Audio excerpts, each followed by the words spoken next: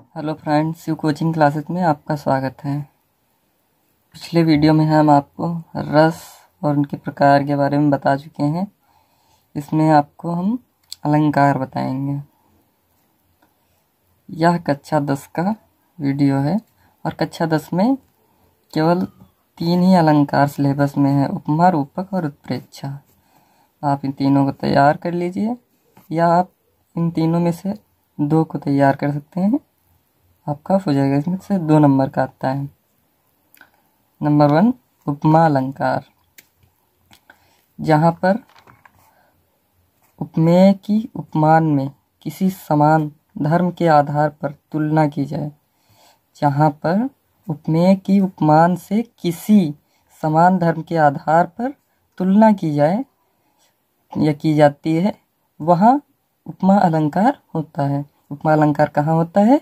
जहाँ पर उपमेय की उपमान से किसी समान धर्म के आधार पर तुलना की जाती है, वहाँ उपमा अलंकार होता है। उदाहरण, मुख मयंक सम मंजु मनोहर। उदाहरण क्या है? मुख मयंक सम मंजु मनोहर। उदाहरण है मुख मयंक सम मंजु मनोहर। एक बार फिर से देखते हैं। जहाँ पर उपमेय की उपमान से, जहाँ पर उपमेय की उपमान से किसी समान धर्म के आधार पर तुलना की जाए, वहाँ उपमा अलंकार होता है। उदाहरण, मुख मयंक सम मंजु मनोहर। मुख मयंक सम मंजु मनोहर।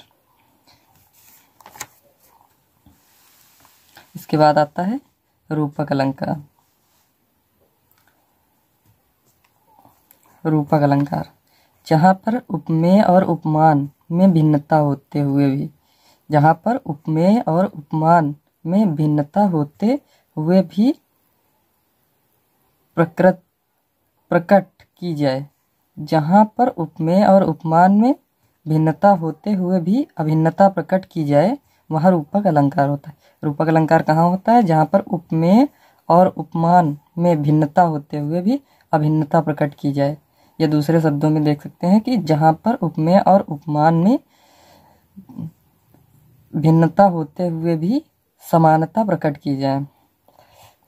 जहाँ पर उपमेय और उपमान असमान हो पर उन्हें समान दिखाने की कोशिश की जाए, वहाँ पर वहाँ पर रूपक अलंकार होता है।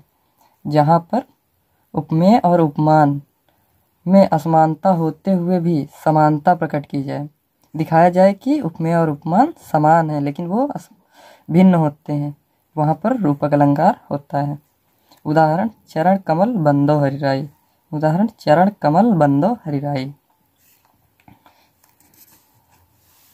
इसके बाद आता है उत्प्रेक्षा अलंकार। इसके बाद कौन सा आता है? उत्प्रेक्षा अलंकार। इसके बाद आता है उत्प्रेक्षा अलंकार। जहाँ पर उपमान से भिन्नता जानते हुए भी, जहाँ पर उपमान से भिन्नता जानते हुए भी उपमेय में उपमान की संभावना व्यक्त की जाती है।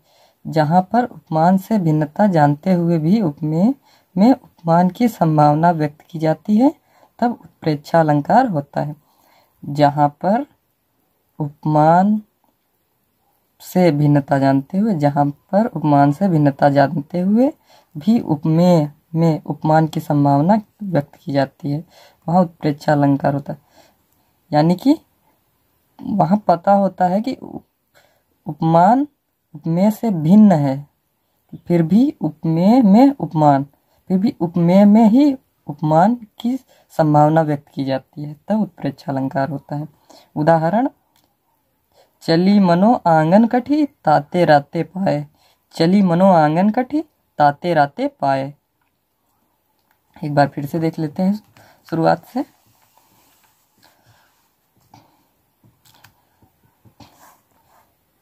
जहाँ पर उपमा अलंकार, जहाँ पर उपमेय की उपमान से किसी समान धर्म के आधार पर तुलना की जाए, वहाँ उपमा अलंकार होता है।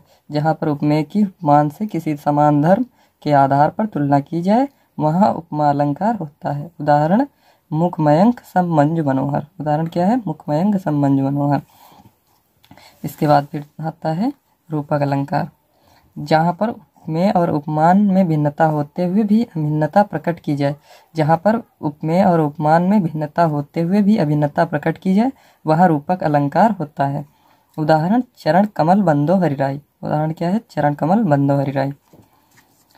उत्प्रेक्षा अलंकार।